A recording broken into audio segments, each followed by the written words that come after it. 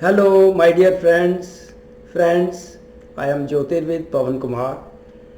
Friends, let me today, through this video, take you all on a long journey. A journey which is followed by each of us, by each soul, from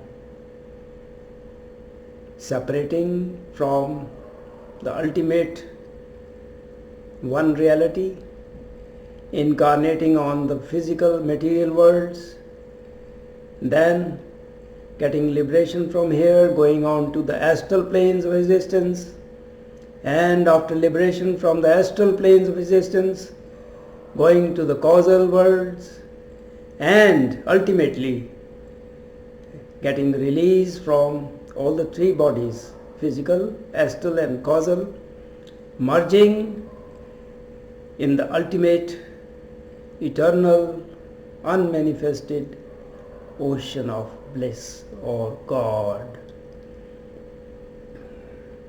The ultimate reality,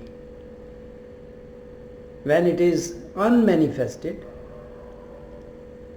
you may call it God, whatever you call it, that great power, it is in unmanifested form.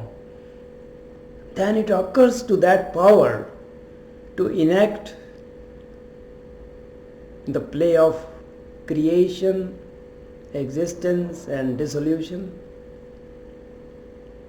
So, Ekoham Bahusyam, the one becomes many. That is the beginning of this drama of life.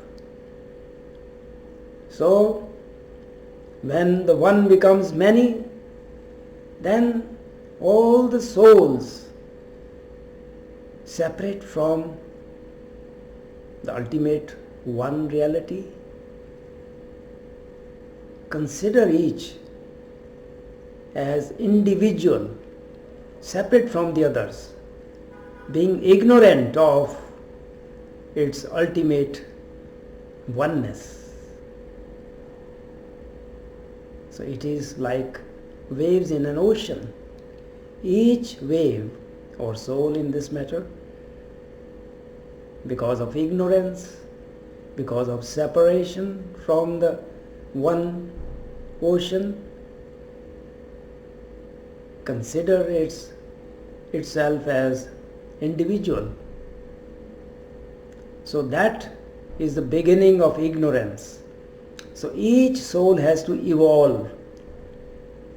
Now, the soul is a very fine entity, and for having experiences requires a body. What type of body? Depends on what plane of existence it has to have experiences.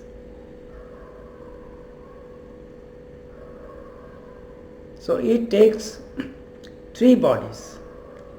Physical body for having experiences on the material planes of existence like this earth, and inside it astral body, which is a fine body for having experiences on the astral planes of existence, and then causal body, which is the finest of all these three bodies for having experiences on the causal worlds,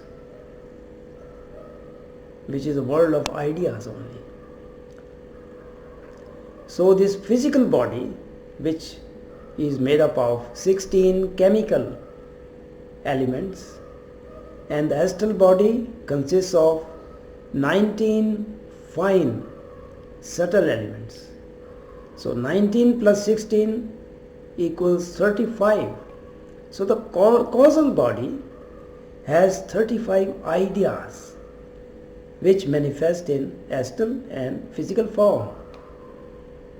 So this drama of life begins. Now each soul sends a human on this material plane of existence to have certain experiences in order to evolve, and it is decided whether that person has to be a male or female. So each human is a sort of puppet or instrument or extension of the soul. Right?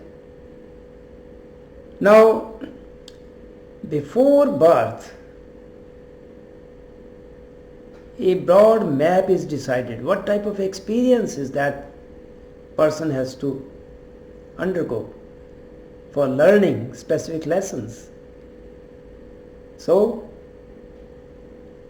the required parents and place of birth is predetermined so that the required experiences are possible. So parents and place of birth is decided before birth by that soul in consultation with the guides on that plane of existence, consultants, powers. Now, it is required that each person lives a normal life, being unaware of the planning before birth, because if that information of pre-birth planning is in the conscious mind of a person after birth, then that person will become too selfish, just concentrating on his or her own agenda of what type of experience that person has to have without bothering about others. So that information about planning about this life, which is done before birth, is in the subconscious mind of each person, not in the conscious mind. So each person, because of this curtain of Maya, deceptive curtain, which is there to separate reality, ultimate reality, from this material existence, because of that, each person, in addition to the pre-planned agenda, tasks, each person does lot of good as well as bad things under influence of the negative traits like greed, lust. There are so many temptations in this world, and being unaware of the ultimate truth, out of ignorance, that person does lot of things which are not required, good as well as bad. Good things give rise to good karma, bad to bad karma. And all this accumulated karma goes with that person even after death. And during the next incarnation, in addition to some specific learning, that person has to work out certain part of that accumulated karma, which is prarabdha karma, decided by nature. What part of that accumulated karma has to be worked out? So then it begins a cycle of sort of unending, seemingly unending cycle of birth, death, rebirth. One has to come forcibly, not just for learning something specifically, but to work out the previously accumulated bad karma. That is again through learning. If the person has done something out of greed, that person has to overcome greed. Similarly, learn patience, tolerance and other good qualities through experiences. But the time comes through sorrow, suffering, pain and all that, when that person awakens and tries to find out who that person is, who I am, what is the purpose of life. So that begins spiritual development.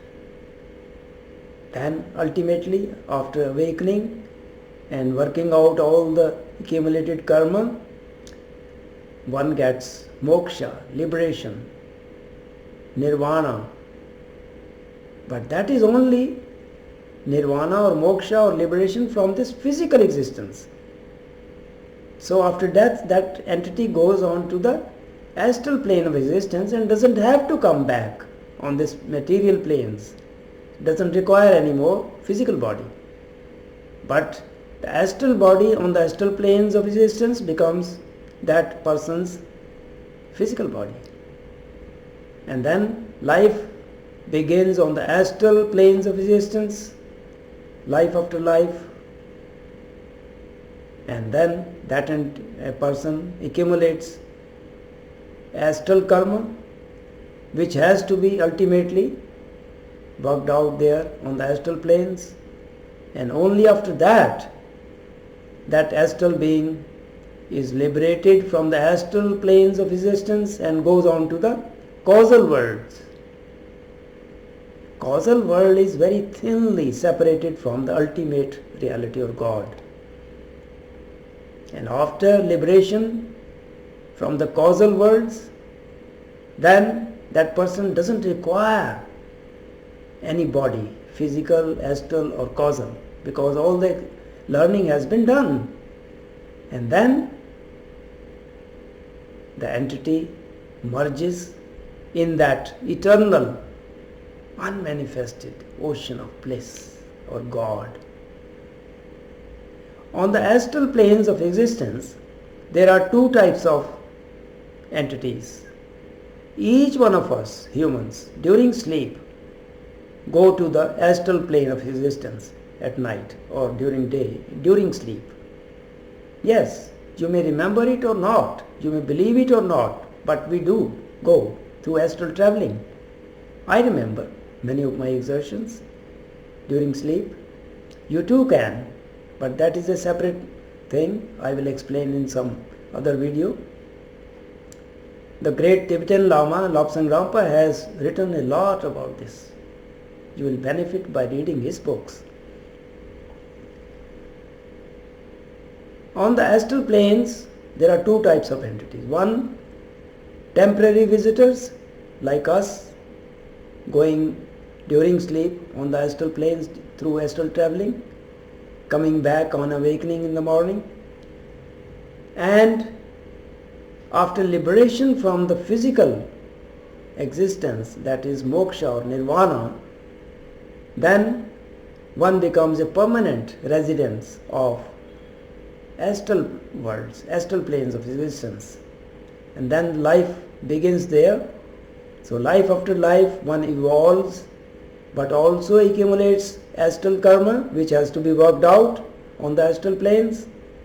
And ultimately one rises to the higher, finer astral planes of existence. And the ultimate plane is, on the astral plane is Hiranyaloka, where the guru or mentor of Paramahansa Yogananda ji, Swami Shri Yukteswar Giri ji, is at present. That is called Hiranyaloka, which is a very fine, highest astral planes of existence. So ultimately, evolved astral beings or humans after liberation from physical world and evolving on the astral planes reach there.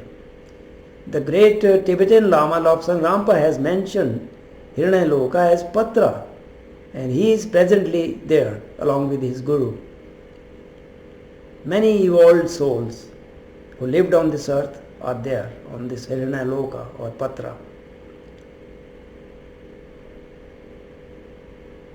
See, in the Christian Bible it is mentioned, in my Father's house there are many mansions. That is what it means. There are many planes of existence on the astral plane, astral worlds. Right? So, after liberation from the causal body, one merges with the ultimate, eternal, unmanifested ocean of bliss, with God, ultimate God. So each one of us has to go through this journey. If you believe it, it will encourage you, it will give you meaning to your life. You will live happily. But it doesn't matter if you believe it or not. It all depends on your evolution. If you are evolved, you will believe it. This is not what I am saying. This is what the true sages have said. This is what our Vedanta says. And if you don't believe the writings of Lobsang Rampa, because many people don't believe in him, then believe in the mentor or guru of Paramahansa Yoganandaji, Shri Yukteswar Giri, who is at present in the Hiranyaloka. He came after death, resurrected in a newly created physical body, appeared before his disciple Paramahansa Yoganandaji and told him this. This is mentioned in Autobiography of a Yogi, written by Paramahansa Yoganandaji, in the chapter on resurrection of Yukteswar Giri. You can read there. He has explained very minutely about what he is doing on Hiranyaloka. He is helping the evolved astral beings in getting over their astral karma so that they could go on to the causal worlds. Isn't it interesting? So ultimately, ignorance is removed through learning, knowledge, and each one of us will merge in the ultimate ocean of bliss with God. Right? Thank you for watching.